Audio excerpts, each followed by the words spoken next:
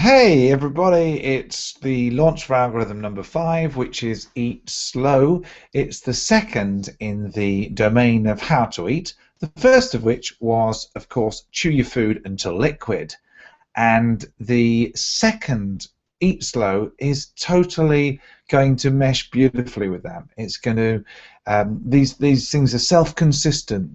Well, I'm not going to tell you to eat one way and then the next part of it, sort of eating, is going to be totally different. It's going to be, certainly, it's going to reinforce what I've told you already.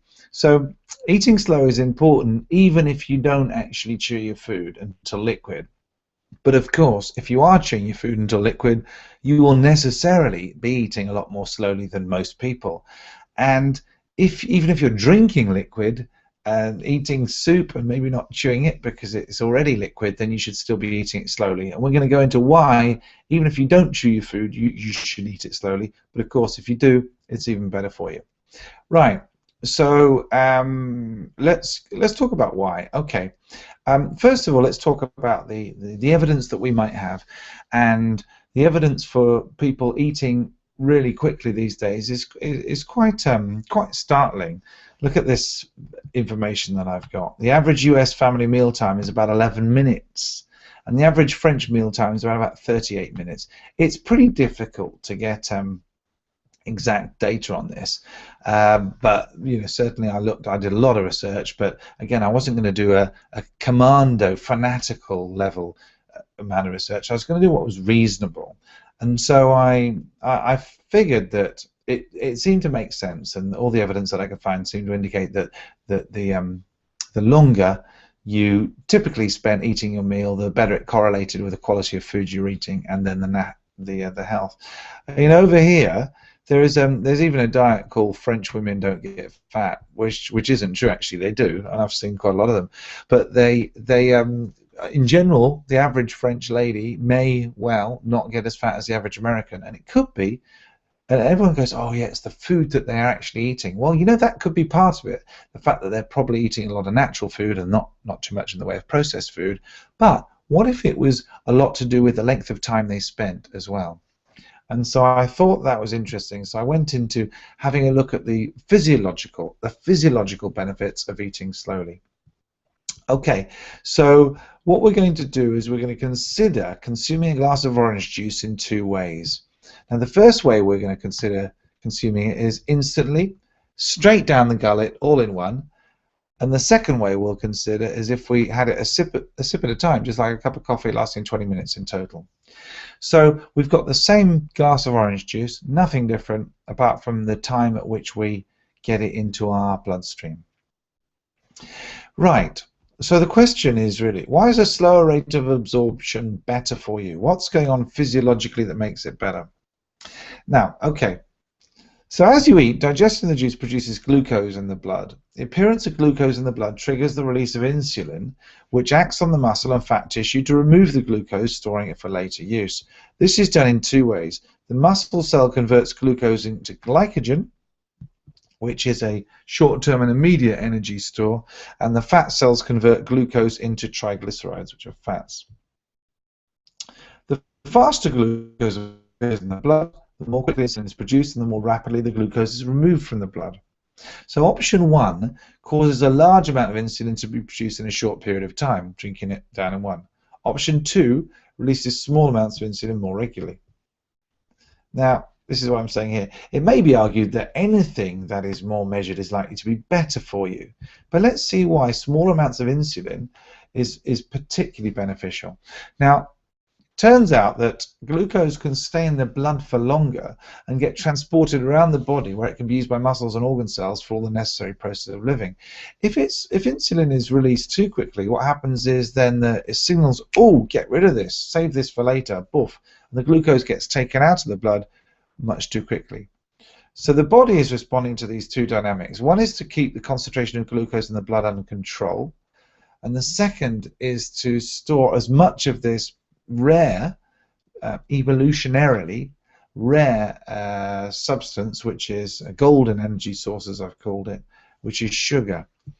Okay, right, and we're going to go. I'm not going to go too much into the type 1 and the type 2 diabetes, But I'm going to say that in general, what happens is if you, I'm going to skip right to the end here, in the summary of it. The eating fast disaster, what's actually happening is that with a sudden spike in blood sugar, the body then produces too much insulin. The insulin causes muscle cells to convert glucose to glycogen and causes fat cells to convert glucose to fatty acids. And that's fine, not really a problem. But not enough glucose is left available in the blood to be transported around the body as energy for the muscles and internal organs. So at a cellular level, you feel the hunger in terms of a lack of blood sugar. So at a macroscopic level, you feel hungry sooner and you put on the weight as fat.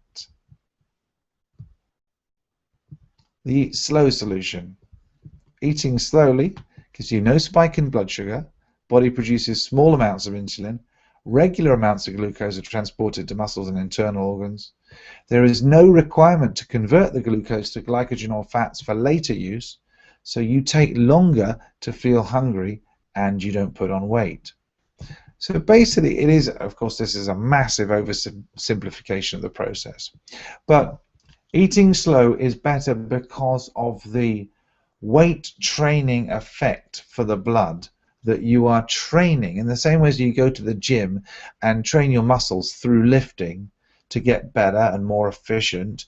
If you eat slowly, you're literally training your body and its sensitivity to the insulin. You're training it to be much more homeostatic, as in much more balanced, much more measured in its responses. So you will, it's so beneficial. I can't say it enough, really. Now, there's huge other reasons why you should eat slowly. The other thing is that if you eat slowly, you enjoy it more and it lasts longer. If you enjoy the taste of something, then surely you'd want to enjoy it for longer, right? Of course you would, because if you enjoy something, you'd want to extend the time that you do it. So not only is it beneficial for you because you physiologically you respond to insulin much better, but you're going to enjoy it much more. It's all about slowing down, enjoying the moment, taking your time. Right, now, not only is that those two things are really important, but also you will then feel fuller after the same amount of food if you eat it over a longer period of time. Let's say we eat the same meal incredibly quickly, we'll probably feel hungry right away because you've got this sudden spike, woof, the body takes all that stuff out, you're going to feel hungry. If you eat slowly, you won't feel hungry. You just won't feel hungry as quickly. So it's just phenomenal. So just do it. There's loads of data there. Obviously, this PDF can be downloaded from the Udemy course where everything is. But there's some great stuff here where we talk about slow food. I mean, ultimately, what you've got so far, the first 5 weeks, you've got chew until liquid, which is obviously really important, and eat slow from the how domain. You've got eat for hunger, not appetite. You've got eat for the body and the taste buds. You don't have to sacrifice the taste to eat stuff for the body. And did it grow into its shape? Even if you just did those 5, you'd be putting so much more emphasis onto eating and eating with so much more mindfulness that you'd make phenomenal changes in your life. So read the document. It's not really that difficult to do. This one is just slow down. It's just like, are you wolfing it down, or are you just basically mindfully just going through things? So that's all I'm going to do this week. It's basically just algorithm number 5, eat slow. Just see if you can, on one meal for one day this week, see if you can actually time yourself to see how long it takes. You'll be astonished, especially breakfast, which is the ultimate wolfed down meal. You just like slam that thing in and then off you go. But I try to spend about an hour eating in a day. I don't always manage it, but I usually, if I'm out and about, last week I was out consulting, and I would, I'll come off screen share now because otherwise it's a little bit impersonal. Back on. Yeah, here we are. So last week I was away consulting, and I was staying in a beautiful place in Tynemouth, and the food that they did, and I posted some of it up to the community for breakfast, just beautiful. And there were 2 days where I had such a beautiful breakfast and ate so well that I didn't have to eat for the rest of the day. I didn't need lunch, I didn't need dinner. I mean, I did have big breakfast because I thought, well, I'm definitely not going to need lunch. And I don't usually have breakfast because usually I like to, that's the best time. The golden time for me is from when I wake up till about lunchtime is the perfect time for me to be actually training my body to use its fat reserves. And we'll be getting into that in another algorithm later on. But when I had this breakfast, I was spending literally about 45 minutes, maybe 50 minutes eating. And it's just beautiful to be able to just talk to people and just, obviously, you've got to be with other people who aren't rushing as well, otherwise it doesn't work. But I just love the idea of being able to eat really slowly and just listen to people and really chew the food and really get the taste out of it and really get the massive enjoyment for a long period of time. Some of the food I was eating was just absolutely beautiful. And then I come back and here this weekend and the food's even better. I'm just so blessed, really, because the food that Cindy makes for me and for us at home is just, I mean, every time I go out to a really nice restaurant, I'm a little bit disappointed because I just spent 100 quid on something that really, I know it's a bit of a cliche to say, you know, you get better food at home, but really we do. And just today, went for lunchtime. For lunch we had this beautiful curried kind of lentil type thing with all sorts of wonderful stuff in it and some Sri Lankan spices, and it's just really nice, and some raw vegetables, a bit of hummus. And this evening had a polenta. Polenta didn't really grow into its shape actually, so it's all about good averages. But it was a polenta casserole. It's just beautiful, and we did have just some oranges with it as well. But I think the thing that's amazing is that a lot of people they think about food all day and then sit down to eat and they completely forget about it. You know, that's the time that they don't think about it at all. They just wolf it down, and then all of a sudden they say, "Oh, what was that all about?" And then they think about food non-stop until they have their next meal.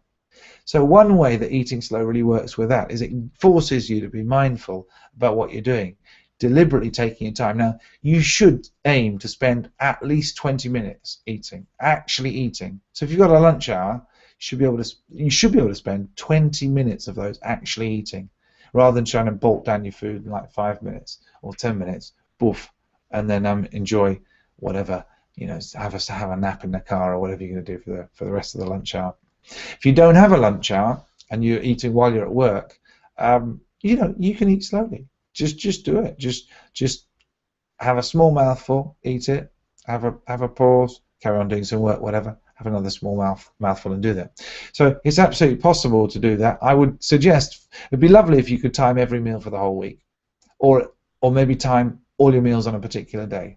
But at least it would be nice if you remember one day to just time one of your meals and just see really how long it is taking you. If you're taking less than 20 minutes, it's insane. You should be aiming to, if you're having 2 meals a day, you should be aiming to spend at least half an hour on each one. If you're having 3 meals a day, 20 minutes, you should be able to spend an hour eating. People say, well, that's such a long time. Look, this is how you get your energy. This is how you get all the source of life that you're going to do everything with. So I think if you are enjoying it and really taking care of yourself when you do it, it's probably worth an hour. And if you're with people that you love and you're having fun, or if you're reading a book, make it an enjoyable part of the day. Okay, so that's eating slow. It's algorithm number 5, and have a wonderful week. And I'll be in touch on the Google chats, on the Google communities, and the WhatsApp chats. If you haven't got involved with that, you should do, really. Go to the Udemy course, and the instructions are at the beginning of the Udemy course, and just have a wonderful week. Keep doing what you do. Okay, and that's it. Bye.